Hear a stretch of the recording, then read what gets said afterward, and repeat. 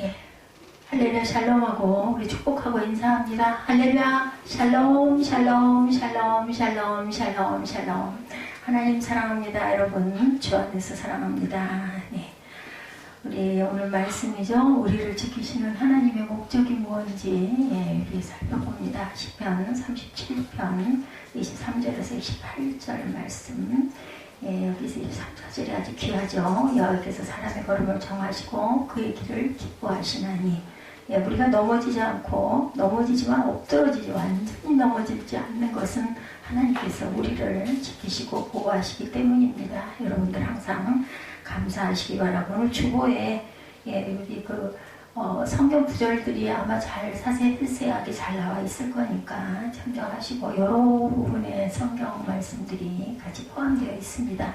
다윗은 시편 16편 1절에 보면은요, 하나님이여 나를 지켜주소서 내가 주께 피하나이다. 지켜주소서 이 뜻에는 보호하여 주소서라는 뜻을 갖고 있습니다. 히브리어 단어에 많은 의미가 함축이 되어 있는데 보호라는 단어는 나의 사방에 가시울타리를 쳐서 나를 지키소서 이런 뜻을 가지고 있습니다.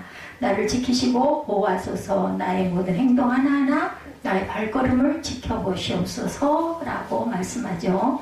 하나님께서 의로운 자를 지키신다는 것을 완전히 다윗은 믿고 있어요. 이 148편이 하나님께서 나를 지키시는 목적이 뭔지 이 얘기를 하고 계시죠. 140편 말씀이 우리를 지키시는 목적. 여기서 보니까 보호를 구하는 기도다 이렇게 써져 있어요. 140편 앞에. 여러분들 성경에는 어떠신지. 저한테는 보호를 구하는 기도 이렇게 나와 있습니다. 하나님이여 나를 보호하소서 내가 주께 피하나이다. 보호라는 뜻에는 나의 모든 발걸음도 지키시고 보호하신다. 다윗은 하나님께서 의로운 자를 지키신다는 것을 이렇게 확실하게 완전히 믿죠. 그리고 성경은 다윗이 모든 행동과 인생의 길 가운데 주님의 도움과 보호를 받았다라고 말씀합니다. 이러한 축복을 받은 자 다윗은 시편 121편 4절에서 7절에도 이스라엘을 지키시는 자는 뭐라 그러세요? 졸지도 아니하시고 주무시지도 아니하신다. 오죽이나 하면 야훼는 너를 지키시는 자라. 여호와께서 내 우편에 내 그늘이 되시나니 낮에 해가 너를 상치 아니하며 밤에 달도 너를 해치지 아니하리로다. 우리 찬양 많이 하죠. 여호와는 너를 지키시는 자 이렇게 기도합니다. 보호라는 똑같은 히브리 단어가 이 구절에서도 나오죠. 다시 한번 다윗은 주님이 쳐주시는 보호의 울타리, 하나님의 초자연적인 보호의 벽을 또 여기서도 121편에서도 말씀하고 있습니다. 그는 우리에게 하나님께서 당신이 어디로 가든지 당신을 지켜보고 계신다. 여러분이 어디로 가시든지 어디로 가든지 내가 너를 지킨다. 누구에게 야곱에게 하나님께서 말씀하신 그 서원 언약이 있었죠. 내가 너와 함께 있어 너를 지키며 보호해서 내가 어디로 가든지 함께 있어 내가 어디로 가든 너를 지키며 너를 이끌어 이 땅으로 다시 내 땅으로 돌아오게 하겠다. 내가 내게 허락한 것을 다 이루기까지는 절대 떠나지 않는다. 여러분들에게 주신 사명, 여러분들이 태어나신 목적을 이루기까지는 내가 너를 지키리라. 오늘도 말씀하십니다. 우리에게 하나님께서 당신이 어디로 가든지 당신을 지켜보고 계신다 라는 확신을 주고 있습니다. 주님 우리가 가는 모든 장소에 우리와 함께 어떻게 되어서 계세요? 우리 안에 성령으로 임재하고 계시죠. 직장과 학교, 우리가 쇼핑을 하는 중에도 운전을 하는 중에도 버스 안 지하철 안에서도 늘 우리와 함께 하시는 하나님. 다만 하나의 조건이 있어요. 내가 나를 찾을 때 내가 너와 함께 하겠다 말씀하죠. 모든 상황 가운데 다윗은 하나님께서 우리를 악으로부터 지켜 보호하고 계신다 이렇게 말씀합니다. 주님은 우리를 도둑으로부터 폭력배로부터 살인자로부터 범죄자로부터 전염병으로부터 테러리스트에게서도 안전하게 지켜주고 계신다. 저는 이 코로나 바이러스 처음에 돌 때 저는 그런 마음이 들었어요. 아니란 마음일 수도 있을까요? 근데 그런 믿음이 있더라고요. 이런 전염병까지 것 이런 거 아무것도 아니야 지나가리라 이런 마음이 있었습니다. 주님은 우리를 천연들을 비롯해 가능한 모든 생화학 무기로부터 우리를 보호해 주시죠. 다르게 말하면 주님은 우리의 모든 터전을 덮고 계시는 날개 아래 우리가 피한다 얘기하죠. 반석이시라고 얘기하죠. 그늘이라고 얘기하죠. 예, 이런 정도로 우리를 모두 다 확 덮고 계세요. 세계, 우리 온 세계 우주, 지구를 완전히 덮고 계시는 하나님의 날개 깃 아래 여러분들이 계실 때 우리는 안전하나이다. 다만 전염병이 돌 때는 주의할 건 주의해야 합니다. 우리 사람들이 지켜야 할 거, 예, 뭐 청결해야 될 거, 뭐 손소독도 하고 마스크도 착용하고 그런 부분은 잘 해야 되겠죠. 그런데 궁극적인 것은 하나님이 지키시고 보호하시지 않으면 그 모든 걸 아무리 해도 예, 질병에 드러날 수밖에 없고, 우리가 호흡을 할 때 저는 운전을 하면서 언젠가부터 차가 낮에 엄청 뜨거워요. 그런데 창문을 못 열겠는 거예요. 왜냐하면 바깥이 뿌옇게 보이기 때문에 열었다가는 그 먼지가 제 안으로, 제 입안으로 다 들어와 버릴 것 같은 그런 염려가 생겨서 그 에어컨을 틀게 되더라고요. 참 창문을 자유롭게 열고 막 바람을 싱싱 쏘이면서 아무리 뜨거울 때도 달리면은 바람이 막 불어 들어오잖아요. 그때가 그렇게 그립더라고요. 요즘은 그걸 못하겠어요. 최근 우리가 갑작스럽게 이 코로나 바이러스로 인한 질병의 확산을 염려들을 참 많이 해서 요즘에 보니까 어제 나가 보니까 사람들이 많아졌더라고요. 예, 그 커피숍에도 보니까 막 자동차들이 엄청 시간이 한 6시 정도 됐는데 뭐 새로 지어져서 그런지 모르지만 그 홈플러스 그 아래에 엄청 커피숍이 커다랗게 지어졌는데 차들이 뭐 엄청나게 많이 대져 있고 불이 아주 휘황하게 밝혀져 있어요. 이제 조금 해방이 된 거죠. 그리고 제가 다이소를 좀 갔는데 사람이 거기도 굉장히 많고 마트에도 사람이 많더라고요. 하나님의 말씀은 이 모든 교우들에게 우리에게 확실하게 이렇게 약속해주고 계시죠. 여호와의 악인에서 나를 건지시며 강포한 자에게서 나를 보호하소서. 그죠? 저희가 중심의 하기를 꾀하고 싸울 위하여 매일 모여오며 뱀같이 혀를 날카롭게 하니 그 입술 안에는 독사의 독이 있나이다. 여호와여 나를 지키사 악인의 손에 빠지지 않게 하시며 나를 보존하사 강포한 자에게서 벗어나게 하소서. 교만한 자가 나를 해하려고 울모아 줄을 놓으며 길 곁에 그물을 치며 함정을 두었나이다. 140번 본문이죠. 여호와여 악인의 소홀을 허락하지 마시며 그 악한 꾀를 이루지 못하게 하소서. 나를 애우는 자가 그 머리를 들 때 저 입술의 해가 저희를 덮게 하소서. 뜨거운 숯불이 저에게 떨어지게 하시며 불가운데와 깊은 웅덩이에 저희로 빠져 다시 일어나지 못하게 하소서. 악인들 소멸해 달라는 얘기예요. 악당하는 자는 세상에서 굳게 서지 못하며 강포한 자에게는 재앙이 따라서 패망하게 하리이다. 내가 알거니와 여호와는 고난당하는 자를 신원하시며 궁핍한 자에게 공의를 베푸시리이다. 진실로 의인이 주의 이름에 감사하며 정직한 자가 주의 앞에 거하리이다. 12절의 소망, 진실로 의인이 주의 이름에 감사하며 어떤 사람? 의인은 어떤 사람이 율례를 잘 지키고 하나님의 계명을 잘 지키며 행하는 자 의인입니다. 주의 이름에 감사하며 정직한 자가 주의 앞에 거하리이다. 그렇지 않은 자는 다 재앙에 따라서 패망하게 해달라고 11절까지 하나님께 기도하는 거예요. 기도문이에요. 그래서 시편의 첫 부분에 하나님께 강포한 자로부터 보호해 주시기를 요청하죠. 여기서 다윗이 사용하는 보호는 다른 의미를 가지고 있어요. 우리가 생각하는 보호와 조금 다릅니다. 감추어진 것, 비밀스러운 것으로부터 보호를 의미합니다. 하나님께서는 우리에게 이렇게 말씀하십니다. 나는 너의 모든 삶의 영역, 내가 보지 못하는 부분까지도 감싸고 있단다. 너는 내 안에 안식하거라. 평강을 너에게 주시노니 하죠. 어떨 때 여호와를 영원히 신뢰할 때, 믿을 때 내가 너를 평안을 너에게 주겠다. 믿으니 우리가 믿는 구석이 있으면 불안하지 않잖아요. 믿는 구석이 있으면 든든하잖아요. 이까짓 것쯤이야. 뭐 나를 그 애기들 저는 늘 아기 생각이 나요. 엄마나 아빠랑 다 어디를 나가면은 막 친구들한테 의시되죠. 가슴 탁 피고 저 녀석이 나를 늘 괴롭혔는데도 엄마 손 붙들고 나가거나 하면은 막 앞에 가가지고 막 일부러 막 가서 기웃기웃 우리 엄마다 제 기억이 나요. 그렇게 해요. 그러면은 그 애는 뭐 쫄아가지고 말을 못하죠. 보통 때는 못 살게 굴던 그런 녀석이 얘는 절대로 염려할 부분이 없습니다. 내 안에서 안식하거라. 내가 너에게 평안을 주노라 라고 말씀해. 왜? 나를 믿고 네가 나를 신뢰하고 따르니까 내가 늘 너와 함께 하겠다. 주님께서 저와 여러분을 지키시고 보호하고 계시는 것을 믿습니까? 아멘. 네. 주님께서 여러분을 교만하고 포악하며 사악한 자들의 괴계로부터 지키시고 계시다는 것을 늘 인정하시고 당당하게 염려하고 두려워하지 말고 나는 가끔 넘어지기도 하지만 절대 엎드러지는 일 완전히 내가 자빠지진 않아. 37편 24절 말씀처럼 걸음을 정하시고 그 길을 기뻐하시나니 넘어지는 아주 엎드러지지 아니하께서 그의 손으로 붙드시니까 완전히 넘어지려고 할 때 딱 붙잡아 주시는 하나님.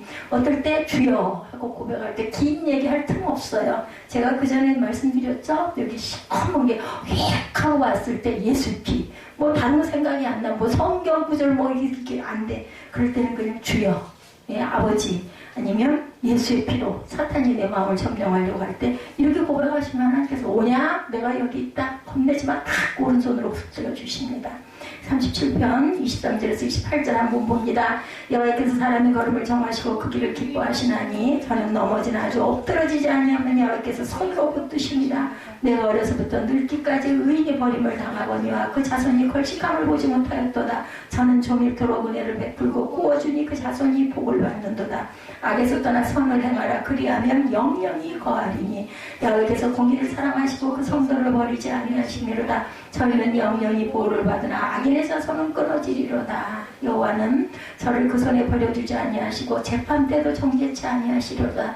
야훼를 바라고 그 도를 지키라. 그리하면 너를 들어 땅을 차지하게 하실 것이라. 악인이 끊어질 때 내가 목도하리로다. 오죽이 남이 이렇게 말씀합니다. 내가 악인의 큰 세력을 본즉 그 본토에선 푸른 나무의 무성함 같으나 사람이 지날 때 저가 없어졌으니 내가 찾아도 발견치 못하리로다. 33절에서 40절까지 이 내용이 나옵니다. 시편 37편 33절부터 우리가 쭉 봤죠.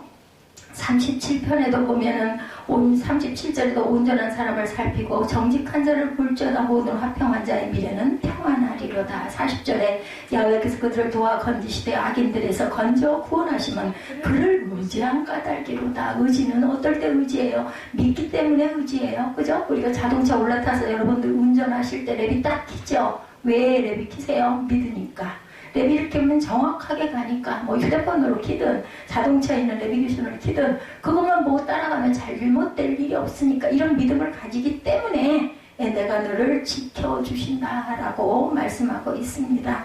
욥은 어땠어요? 고통 가운데서 하나님의 보호하시는 능력을 증거합니다. 그러나 욥이 견뎌했던 것과 같은 상황을 겪어본 사람을 평생 만나지 못합니다. 우리는 그죠? 우리 스스로를 돌아볼 때 내가 욥 같은 믿음을 과연 갖고 있을까? 욥은 가족과 자신의 소유와 건강, 명예를 다 잃어버리죠. 누가 그토록 극심한 재앙을 경험한 사람과 논쟁을 벌일 수나 있겠는가? 그죠? 그러나 욥은 하나님을 사람을 감찰하시는 자, 즉 사람을 보호하시는 자라고 말합니다. 시시때때로 우리 하나님은 스스로 그의 백성을 지키시는 자이심을 증명하시죠. 하나님의 성도를 보호하시는 목적, 오늘 제목이기도 하죠. 그렇다면 어떤 목적으로 무엇 때문에 하나님은 그의 백성들을 보호하셨을까? 왜 주님은 우리를 지키시는데 그토록 연연이 없으실까? 오늘 제목입니다. 주의 앞에서 우리가 살기 때문에, 살려고 하기 때문에 그렇습니다. 주님과 몇 년만이라도 동행해본 그리스도인들이라면 누구나 자신이 겪은 광야에 관해 책을 한 권쯤을 쓸 수 있을 거예요. 저도 그렇게 생각합니다. 저도 광야를 지금도 물론 마찬가지지만 어려운 7년을 겪고 나니까 비움이 되니까 다시 회복이 되더라고요. 최근에 비복을 통한 승리라는 책이 나왔는데 그 책은 말로 할 수 없는 시련을 겪었던 성도들의 믿어지지 않는 이야기로 가득 들어있습니다. 자, 그렇다면 여러분은 어떻습니까? 어떤 시험을 견뎌내고 계십니까? 지금도 여러분들 내부에 직장으로 인하여 아니면 가정적인 부분으로 인하여 자녀로 인하여 배우자로 인하여 이런 시험을 크고 작게 강하고 약하게 다들 겪어가십니다. 얼마나 큰 재앙과 죽음을 직면하고 하는지 그 코로나 바이러스가 혹시 나에게 전염되지는 않을까. 어저께 괜히 아무 이유도 없이 모안이 자꾸 칼칼하고요. 자꾸 기침이 속에서부터 울리는 기침이 자꾸 나오더라고요. 이 안이. 그래서 또 얼른 네이버를 찾아봤어요. 뭐 기침한다는 이야기를 들은 기억이 있기 때문에 많은 사람들이 올려놨더라고요. 기침을 많이 하는데 열은 안 나요. 어떻습니까? 그랬더니 또 답도 그 의사분들이 아주 착실하게 올려주셨더라고요. 그건 코로나 바이러스로 볼 부분은 아닌 것 같습니다. 저도 하나님 날 지키신다는 걸 믿으면서도 뭐가 제일 먼저 생각이 나냐면 내가 걸리면 어떡하나. 우리 예배, 우리 교회 어떡하나 이 생각이 제일 먼저 옵니다. 과거를 회상해 볼 때 스스로에게 여러분들 한번 돌아보시기 바랍니다. 그 모든 일에 어떤 의미가 있나? 하나님께서 나를 지키신 이유가 뭘까? 그럼에도 불구하고, 그죠? 왜 나는 마약이나 알코올 중독자가 되지 않았나? 그죠? 여러 가지 생각이 나죠? 예, 정신이 나가서 길거리에 살고 있는 사람들, 내가 달리 그 사람들과 뭐가 다른가? 우리나라가 정말 좋은 나라더라고요. 저도 그렇게까지 몰랐는데 의료시설이 그렇게 잘 돼 있고 의료보험이 세계 최고의 경지에 있고 미국이 그렇게 감기만 걸려도 잘못하면 죽으면 죽을 수밖에 없는 상황이라는 것을 몰랐어요. 근데 이번에 여러 가지 보도를 통해서 또 다들 서로 또 깨닫고 우리나라 좋은 나라다 이런 생각을 하죠. 해외에서 그래서 수술을 하러 우리 한국으로 거꾸로 들어오고 이게 오래된 일이 아니에요. 그죠? 한 40년 전만 해도 어림도 없는 일이었죠. 40년까지 아니 한 30년 전까지만 해도. 그런데 하나님께서는 이 나라 이 땅을 이렇게 부강한 강국으로 만들어주신 이유와 목적이 분명히 있다는 거죠. 왜 주님은 나에게 그토록 선하실까? 지금도 이렇게 보호하실까? 주님은 이스라엘을 지키시고 특별한 목적을 가지고 사방에 벽을 세우셨습니다. 오늘 새벽에 제가 한 5시 좀 넘어서부터 인터넷으로 이 교회 저 교회를 뒤지면서 올라온 영상들을 봤더니 지금 코로나 바이러스 때문에 더 그런 것 같아요. 통곡의 벽 여러분들 아시죠? 이스라엘 성지에 아무것도 아닌 세면으로 발라놓은 높은 벽인데 거기에 막 붙어가지고 기도하는 사람, 땅바닥에 주저앉아서 엎드려서 기도하는 사람, 엄청난 사람들이 그 주변에 기도하는 그 모습이 영상으로 찍혀서 올라와 있더라고요. 아, 이렇게들 기도하는구나. 우리도 물론 기도하죠. 마음으로 기도하고 시간을 내서 기도하지는 못하지만 그 목적이란 그들을 아주 좋은 곳으로 인도하는 것. 이 벽을 세우신 이유는 통곡의 벽이, 그래서 이름이 통곡의 벽이 됐죠. 하나님께서는 이미 가나안에 있는 악한 자들을 심판하시겠다고 언약하셨어요. 그렇죠. 그리고 이스라엘을 보호하신 것은 이러한 나라들과의 전쟁을 준비시키기 위함이었습니다. 아까 말씀하시죠? 모든 것들 안에 하나님의 귀하신 뜻이 있다라고 말씀한데 오늘 140편에도 그죠? 이스라엘이 가나안에 들어가기 전에도 하나님께서는 벌떼의 재앙을 앞서 보내시겠다 이렇게 말씀하셨어요. 저도 그 마음에 감동이 와요. 앞으로는 전염병들이 엄청 많을 것이다. 누가 가르쳐준 것도 아닌데 성경을 계속 묵상하다 보니까 당연히 일어날 일들이거든요. 출애굽기 23장 28절에 보면 내가 왕벌을 내 앞에 보내더니 그 벌이 히위 족속과 가나안 족속과 헷 족속을 내 앞에서 쫓아내리라. 벌이 우리를 상하게 하는 게 아니라 이 나쁜 가나안 나쁜 족속들, 필요 없는 족속들을 쫓아내겠다 말씀합니다. 어디서 메뚜기 떼가 나왔다면서요? 성경에 나와 있는 그 징조들이 그렇게 보입니다. 하나님께서는 모든 이스라엘 백성들이 알기를 원하셨어요. 이렇게 될 것이다 선포해 주시죠. 너희는 지금까지 위기의 때 용사가 되도록 하기 위하여 내가 너를 보호했다. 보호하심을 받았다. 위기 때 뭐가 되기 위하여? 전쟁의 용사가 되기 위하여 내가 너를 보호했다. 나의 뜻은 너희들이 정복자로 서는 것이고 너희들이 모든 임무를 완수한 다음에 죽는 것이다.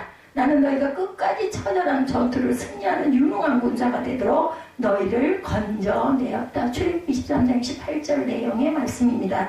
예수께서도 한 가지 특별한 목적으로 인해 아버지의 보호를 받으셨죠. 이사야는 그리스도가 모욕을 당하고 위협을 받을 것이다 라고 예언했습니다. 이사야 49장 8절이죠. 여호와께서 또 가라사대 은혜의 때에 내가 네게 응답하였고 구원의 날에 내가 너를 도왔도다. 내가 장차 너를 보호하여 너로 백성의 언약을 삼으며 나라를 일으켜 그들로 그 황무지였던 땅을 기업으로 상속해 하리라.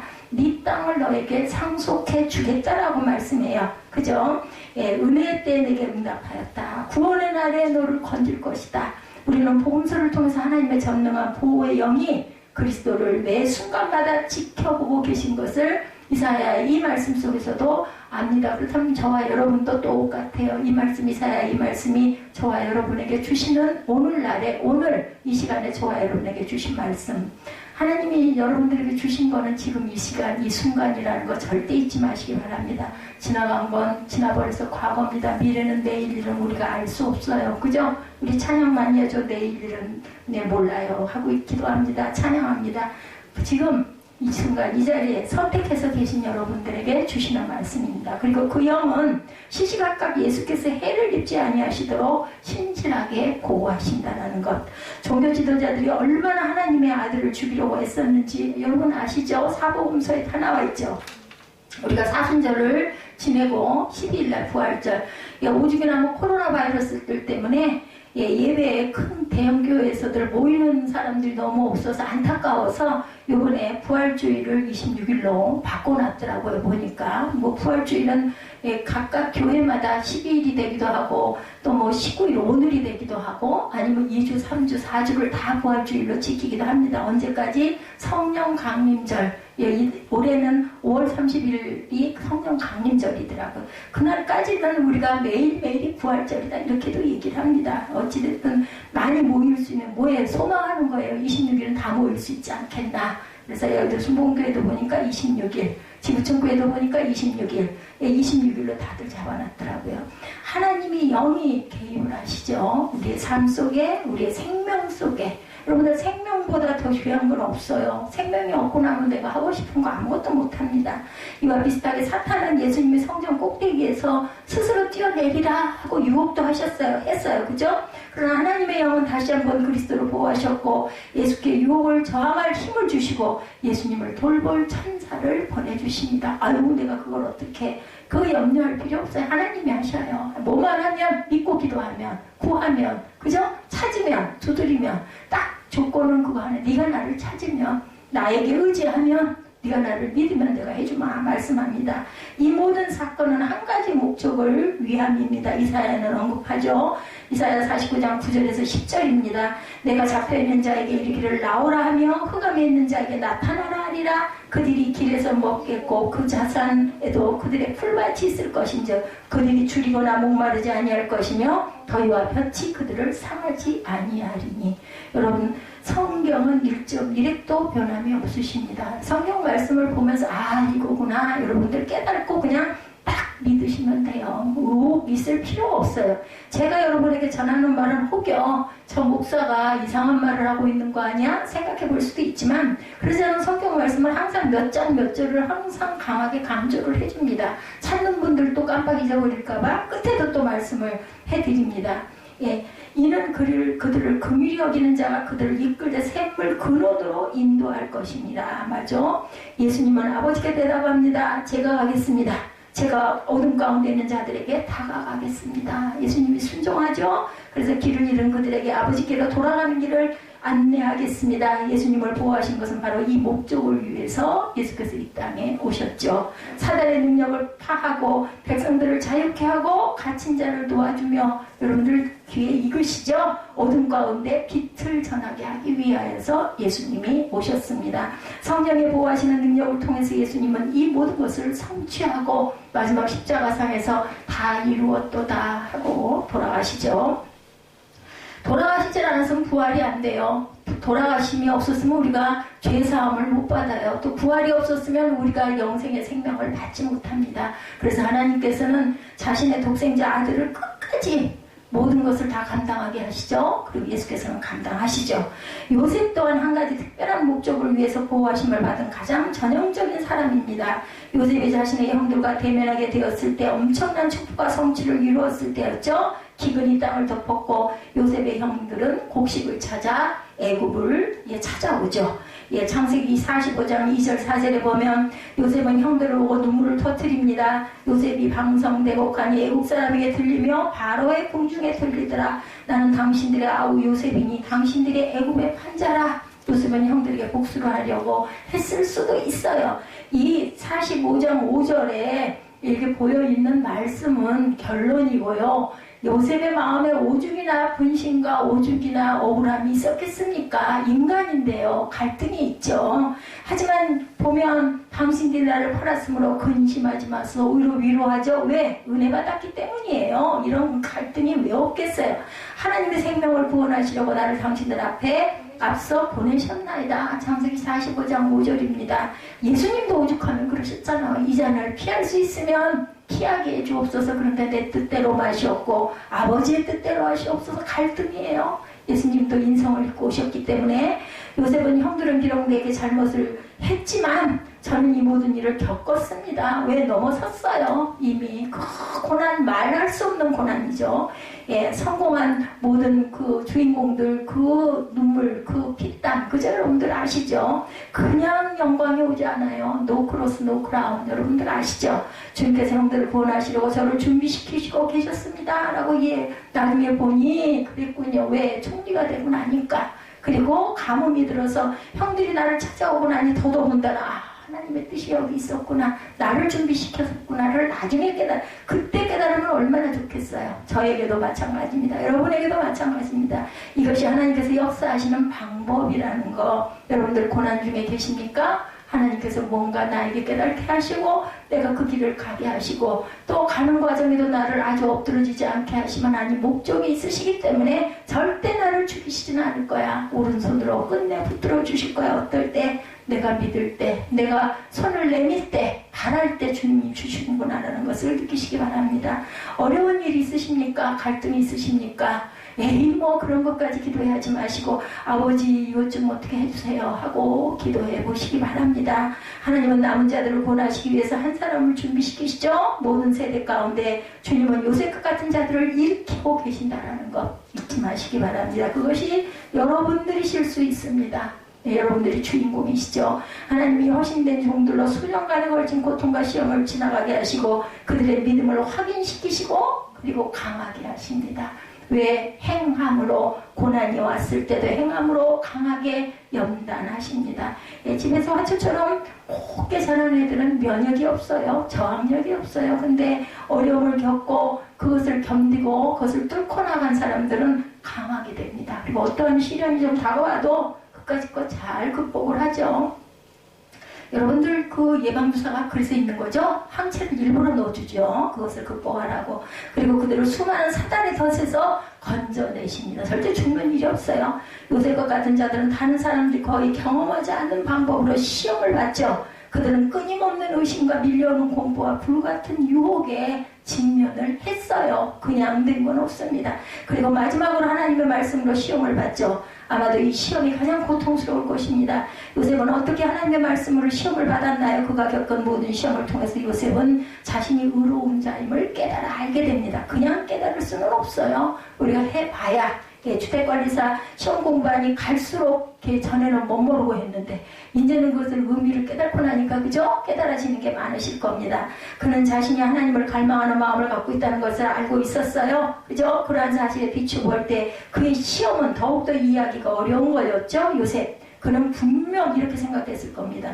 이 모든 시험 정말 말이 안 돼. 누구도? 욕도. 여러분들 아시죠? 주님께서 제기하신 말씀과 전혀 일치하지가 않습니다. 하나님은 제가 하나님께 크게 쓰임받을 것이라고 말씀하셨는데 도대체 이게 뭡니까? 안 그랬겠어요? 요셉은 어땠어요? 어린 날부터 꿈꿨죠. 11별이 내게 막 절을 하고 볕단들이 나를 둘러서 절을 했는데 어떻게 됐어요? 잡혀가죠? 예, 노예로 끌려갑니다. 그리고 다 쓰임받는 줄 알았더니 또 억울하게 옥에 갇힙니다. 그리고 3년을 거기서 썩게 하셔요. 말이 그렇지. 지하 감옥, 지금 이런 감옥이 아니죠? 지하 감옥에 3년을 거기에 빛도 들어오지 않는 데서 갇혀있다고 생각해보세요. 어떻게 되겠습니까? 그게 분명히 억울하게 생각할 거죠. 이 모든 시험은 정말 말도 안 돼. 제게 말씀하신 것과 너무 달라. 근데 저는 지금 감옥에 있습니다. 이 고백. 예, 어떻습니까? 이것은 제가 들은 하나님의 말씀과는 정말 반대. 요셉이 겪은 가장 큰 시험은 형제들에게 배신당하는 게 아니고 부당하게 감옥에 갇혀서 있던 것도 아니고 자신이 감옥에서 도와줬던 자가 자신을 잊어버린 것도 아닙니다. 요셉이 겪었던 가장 힘든 시험은 자신을 향한 하나님의 말씀과 배치가 돼, 반대가 돼. 그리고 혼돈스러워. 도대체 이게 뭐야? 내가 이러려고 하나님께서 나를 쓰시나?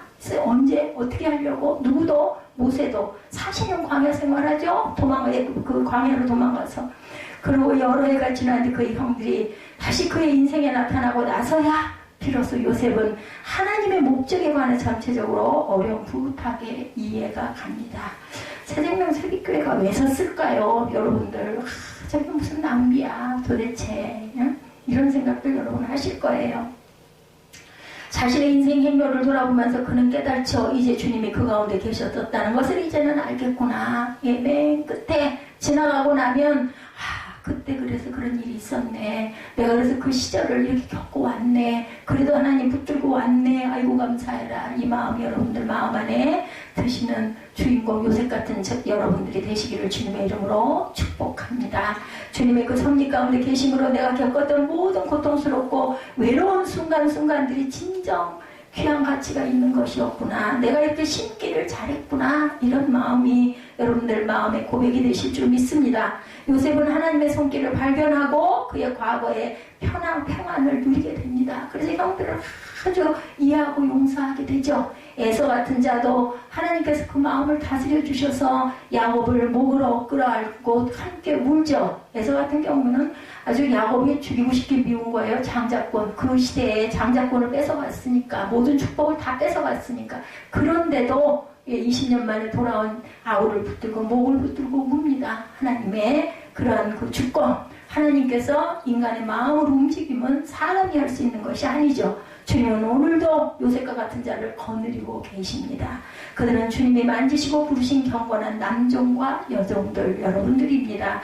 그들은 명예나 돈을 추구하지 않았습니다. 그들이 원하는 것이라고는 하나님께서 그들에게 부여하신 소명을 이루고 죽는 것, 그것에 목적이 있었어요.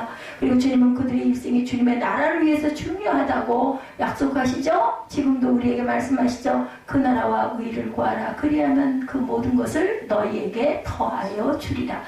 어떻게 기도하라는 걸 그냥 간단하게 말씀하세요. 네가 무엇을 먹을까 입을까를 염려하지 말라. 그것은 한낱 풀도 한낱 공중에 나는 새도 하나님께서 먹이시는데 뭘 그런 걸 염려하니? 내가 너희를 굶기겠니? 라고 말씀하죠.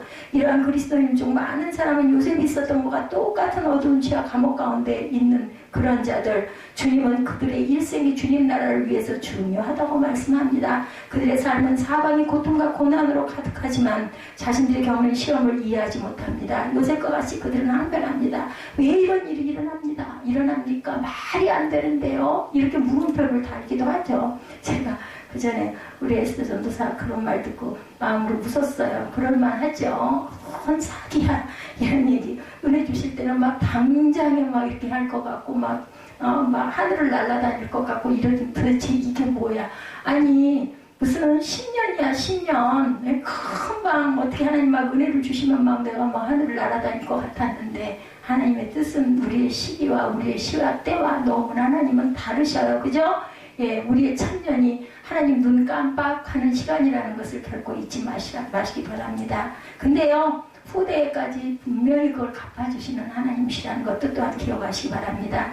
주님께서는 저희의 삶에 당신의 영광을 위해 쓰임받을 것이라고 약속하십니다. 예, 기도하고 금식하고 주님만을 더욱 사랑하는 자들에게 사랑하는 자야 내가 내 영혼이 살된 같이 내가 범사에 살되고 강건하기를 내가 바라노라 말씀합니다. 어떤 자? 사랑하는 자. 무엇을? 하나님을 사랑하는 자. 기도하고 금식하고 저는 정말 우리 삼성아파트 백성동 601호 있을 때 그 기도 시간을 잊을 수가 없습니다. 그건 정말 내 힘이 절대 아니에요. 영에 이끌려서 그렇게 늘 기도했죠.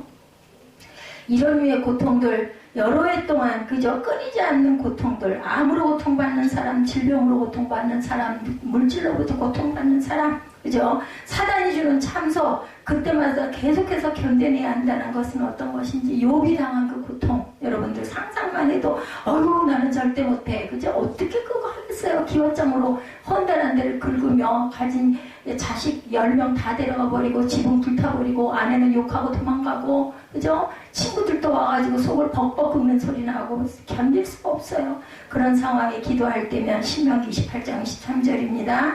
마치 제 머리 위에 하늘이 노시되어 버린 느낌을 줍니다. 언약을 저버린 자에 대한 하나님의 저주죠. 내 머리 위에 하늘은 노시되고 내 아래 땅은 철이 될 것이며, 오죽이 나면 하늘이 노시되고 땅이 철이 될 것이며, 여러 해를 주님과 동행한 후에야 그 시험 가운데 주님의 손길이 뚜렷이 발견된다는 것.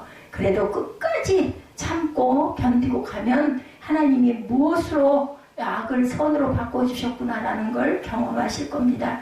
요셉과 같이 하나님의 거룩한 종들 가운데 많은 자들이 오늘 갇힌 가운데 있는 예, 그런 자들이 많다라는 것. 그들은 소망이 없는 것 같은 상황 가운데 갇혀 있습니다. 그들은 극심한 유혹과 시험을 받으며 믿음이 아무 소용없는 것 같이 보입니다. 제가 자랄 때만 해도 중고등학교 다닐 때도요, 미국 하면 아주 선망의 나라였었어요. 근데 지금 어떻습니까? 그죠? 반대로 됐죠. 그들은 하나님의 약속이 그들에게 아무 소용이 없다고 느낍니다. 왜? 국정교과서에 미국에서는 주기도문하고 이런 것들 그 전에 다 실려있던 것들이 다 빠졌다면서요. 의회에서도 그런 부분들을 다 삭제해버렸다고 합니다. 그러니 나라가 기울어질 수밖에 없습니다. 그러니 아주 진리예요, 진리. 네? 왜 그렇게 바뀌었는지 저는 알 수가 없는데 어찌됐든 그렇더라고요. 하나님의 약속이 그들에게 이제 소용이 없어. 최악의 경우 그들이 그토록 사랑했던 하나님 말씀이 그들의 영혼을 시험합니다. 고통스럽지만 이러한 종들은 하나님께서 그들을 밖으로 부르시려고 지정한 때까지 갇혀 있어야 할지도 모릅니다. 예, 소수들 그래도 밖으로 불러내죠. 예, 그들은 요셉의 부르짖음과 똑같이 부르짖습니다. 창세기 14장 15절입니다. 당신이 득의하거든 나를 생각하고 내게 은혜를 베풀어서 내 사정을 바로에게 고하여 이 집에서 나를 건져내소서. 옥절하게 얘기하는 이야기죠. 나는 히브리 땅에서 끌려온 자여 여기서도 옥에 갇힐 일은 행치 아니하였나이다 고백을 합니다. 그들은 외칩니다. 주님, 저는 이 끔찍한 절망의 옥에 갇혀 있습니다. 저를 잊지 말아주세요. 오늘 본문이에요. 시편 140편 내용이다. 그 내용이죠. 예, 내 사정을 바로에게 고하여 이 집에서 나를 건져주소서. 제게 긍휼을 베푸시고 이 고통 가운데 건져주세요. 저는 단지 주님을 섬기며 주님이 기뻐하시는 제사가 되기를 원할 따름입니다. 자, 여러분들이 만약 이러한 외침에 대해서 전혀 모른다면 아마도 요셉과 같은 자의 불의에 속하지 않기 때문에 이런 외침이 무슨 말이야? 모른다라는 거죠.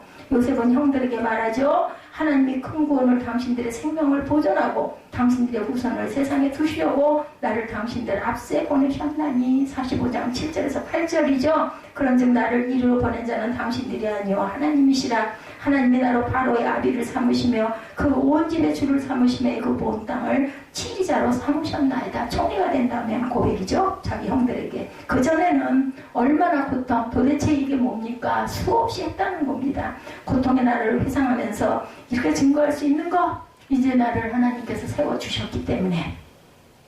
예, 엄청난 고난을 받고 엎드러졌지만 아주 엎드러지게 하지 않았기 때문에 넘어졌지만 하나님께서 나로 이 길을 걷게 하셨습니다. 하나님께서 이 모든 환난을 겪게 하신 데는 한 가지 목적이 있었습니다. 제가 겪어온 이 모든 일을 통해 오늘날 내가 여기 있게 된 것을 이유를 내가 알겠습니다. 형님들 주께서는 저로 하여금 형님들을 섬기라고 저를 준비시켰습니다. 섬김이 뭐예요? 보호해 주는 거죠. 예, 하나님께서 제게 하셨던 것과 같이 형님들을 주님의 보호하시는 은혜 가운데 이끄시기 위해 이 모든 일을 계획한 것입니다. 요셉의 고백이에요. 이 얼마나 큰 계시를 요셉이 받았습니까? 단번에 다 음성으로 떨어진 게 아니라는 거죠. 이 고난을 통해서 깨달아 알았다는 겁니다. 그래서 그 고난의 늪을 통과해야 된다.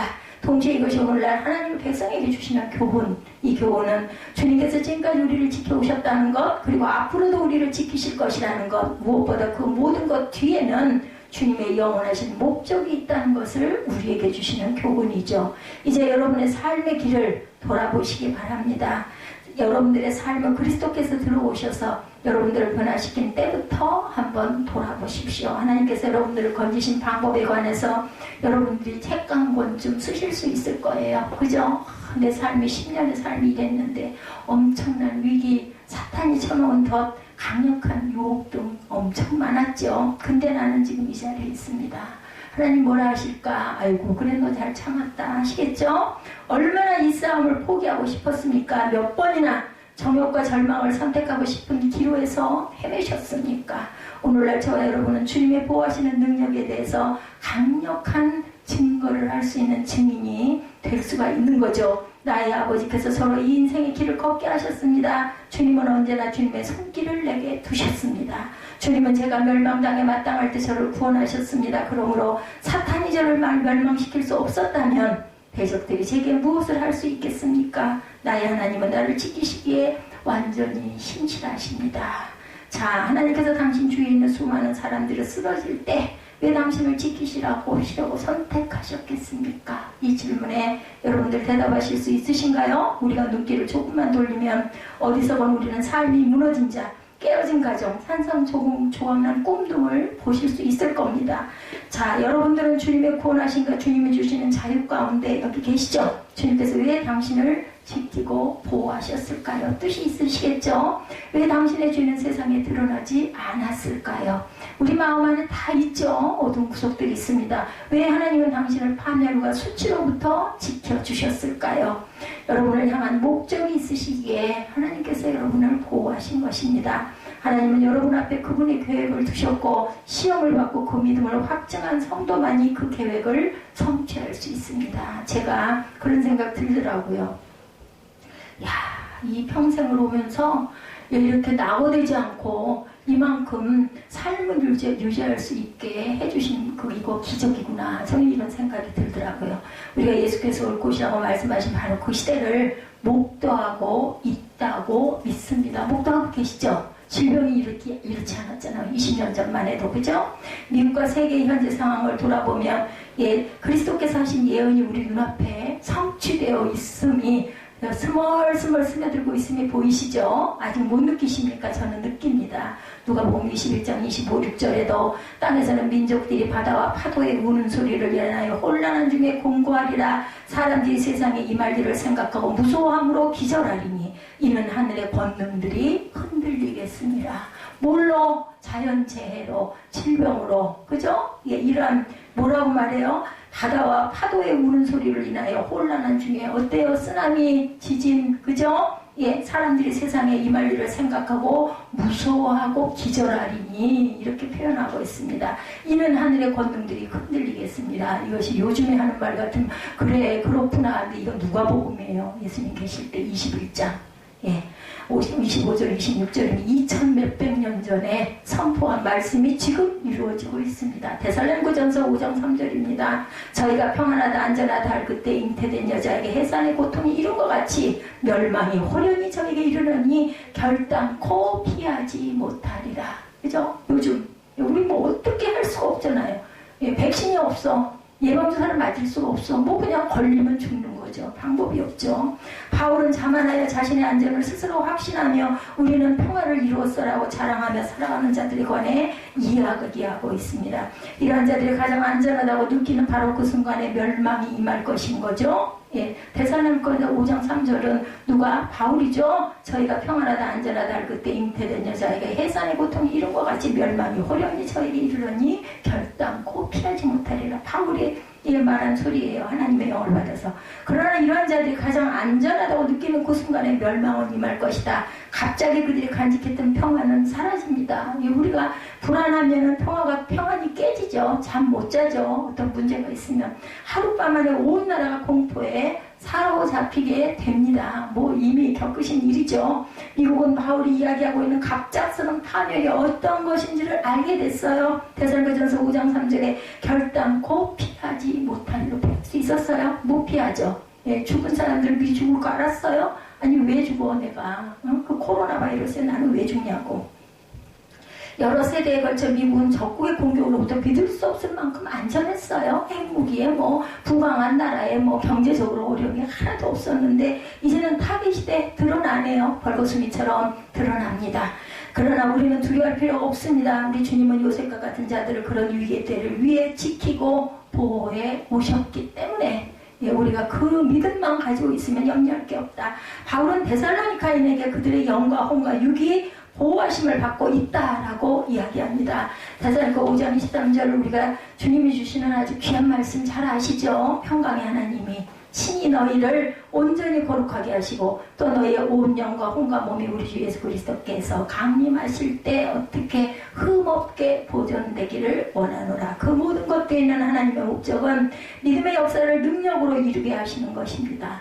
우리가 잘나서가 아니라 그죠? 믿음의 역사를 능력으로 이루어 가시는 데살로니가 후서 1장 11절입니다. 그러므로 우리도 항상 너희를 위하여 기도합니다. 바울이 기도합니다. 예루살렘 교회가 기도합니다. 우리 하나님이 너희를 부르심에 합당한 자로 여기시고 모든 선을 기뻐함과 믿음의 역사를 능력으로 이루게 하시고 12절에 우리 하나님과 주 예수 그리스도의 은혜대로 우리 주 예수의 이름이 너희 가운데 영광을 받으시고 너희들 그 안에서 영광을 받게 하려 합니다.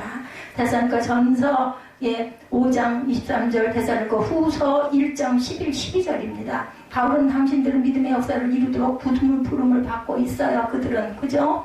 말하는 믿음, 조용한 믿음이 아니라 그리스도의 능력을 나타내는 믿음이라고 이야기합니다. 그냥 말씀으로 묵상이 아니라 크게 소리쳐 외치는 믿음이 될 것이다 라고 말합니다.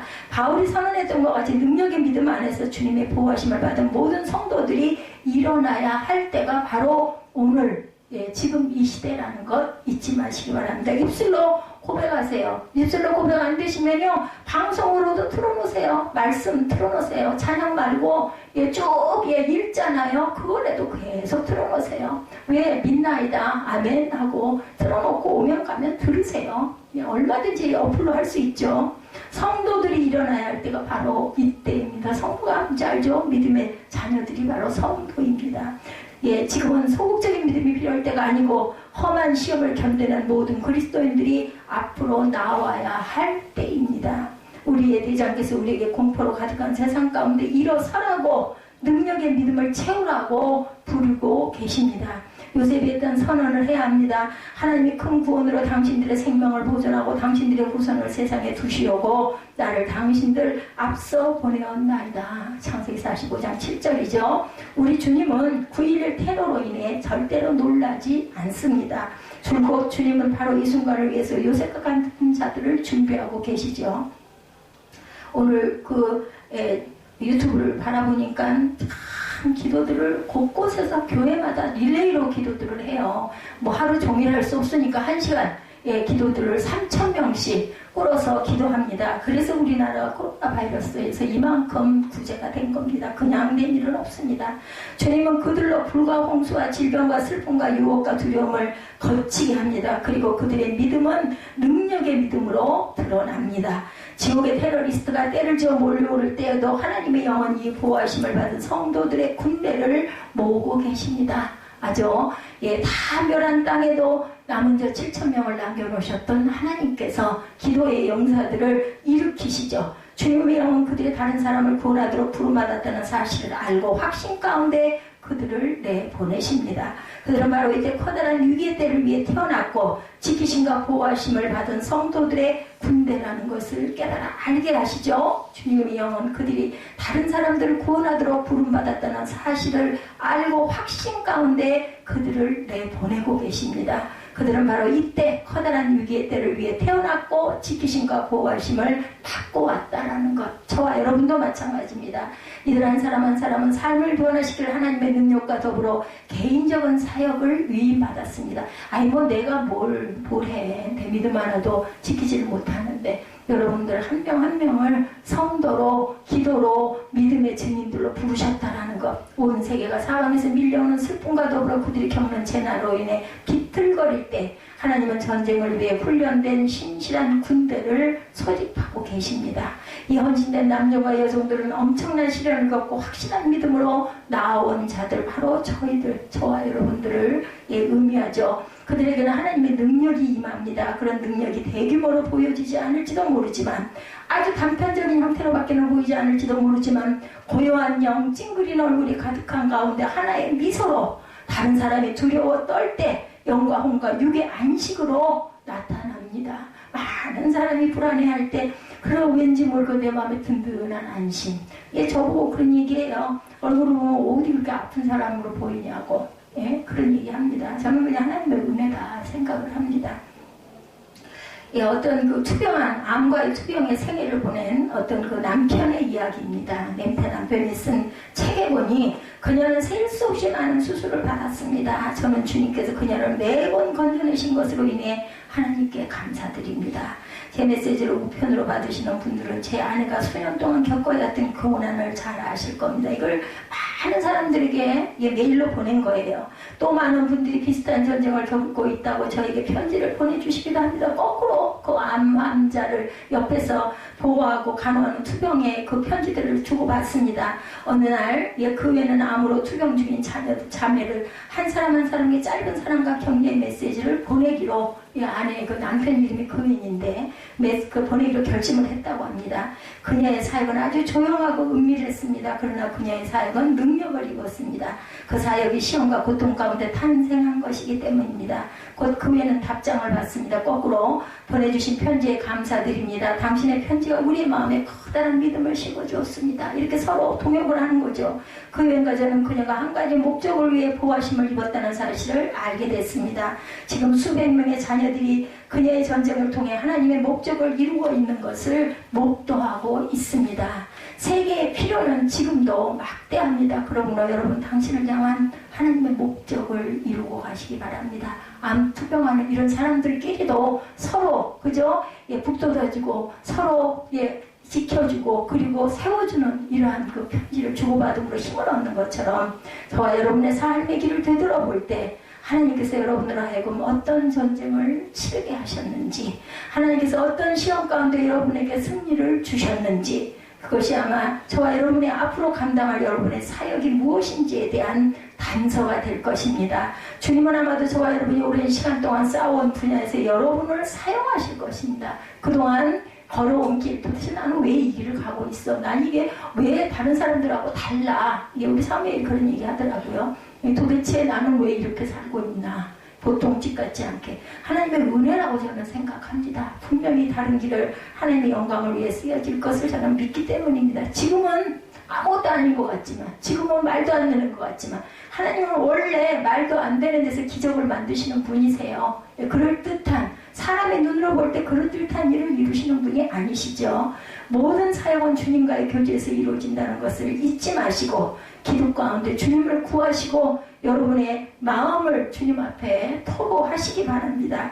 주님께 주님 이 일이 의미하는 것은 무엇입니까? 라고 물으세요. 그러면 답을 주십니다. 주님께서 저와 여러분의 한 가지 목적을 위해 지키고 보호하신다는 것 그리고 당신을 요셉과 같은 자 중 한 명으로 오늘과 같은 위기의 때를 위해 부르셨다는 것 그것으로 여러분들의 생명을 주시고 세상에 태어나게 하시고 이 길을 가게 하신다는 것을 잊지 말고 기억하시고 궁금한 것은 하나님께 항상 질문하시고 물으시길 그러면 하나님이 말씀으로 내게 말씀이 없습니까? 여러분들 나도 무슨 말씀인지 하나도 모르겠어. 기도하다 보면 예배하다 보면 말씀 중에 그 구절이 떠오를 겁니다. 아 그래서 아니면 시간이 좀 많이 지난 다음에 아 이래서 내가 이랬구나 라는 것을 깨달아 아실 때 성령께서 여러분에게 아유 너 잘 참고 왔구나 하고 칭찬해 주시고 그것이 어디에 기록이 될까요? 하늘나라의 생명책에 분명히 기록되실 것을 믿고 하시기 바랍니다. 세상에서